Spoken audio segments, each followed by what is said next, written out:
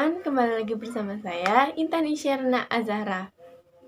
Kali ini kita akan belajar bersama-sama mengenai pemanasan global yang berdampak pada efek rumah kaca.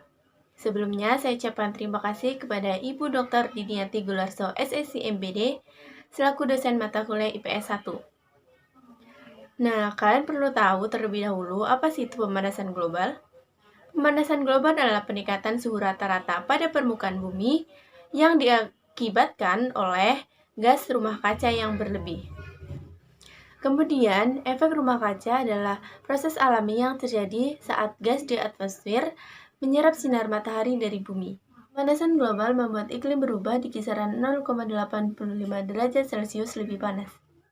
Pemanasan global mengakibatkan kondisi peningkatan suhu rata-rata permukaan bumi akibat konsentrasi gas rumah kaca yang berlebih. Gas rumah kaca ini adalah gas-gas di atmosfer seperti karbon dioksida CO2 dapat menahan panas matahari sehingga panas matahari terperangkap di dalam atmosfer bumi.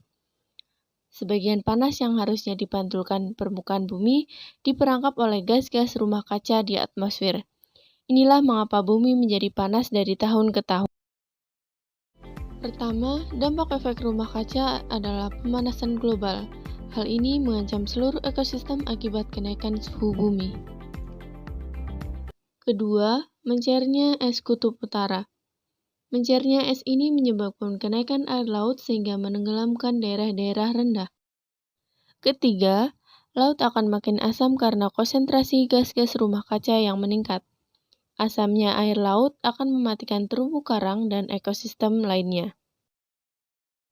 Dan yang terakhir, menipisnya lapisan ozon membuat sinar ultraviolet yang berbahaya sampai ke permukaan bumi.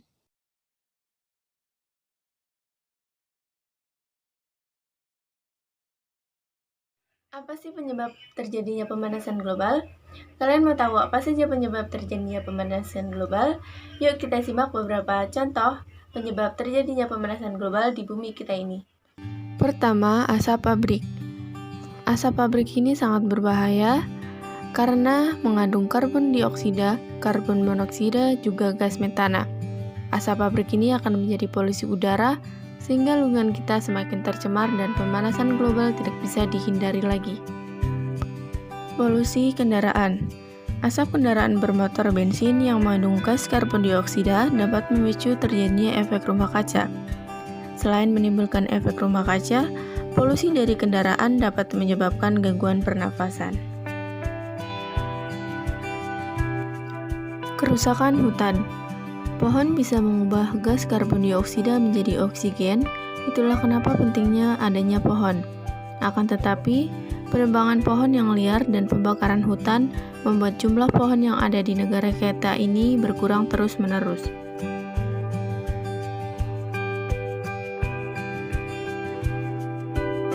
Penggunaan bahan bakar fosil. Bahan bakar fosil seperti batu bara, gas alam, dan minyak bumi, misalnya batu bara yang digunakan oleh perusahaan pembangkit listrik tenaga uap, asap yang keluar dari cerobong sangat berbahaya bagi kesehatan bumi dan manusia.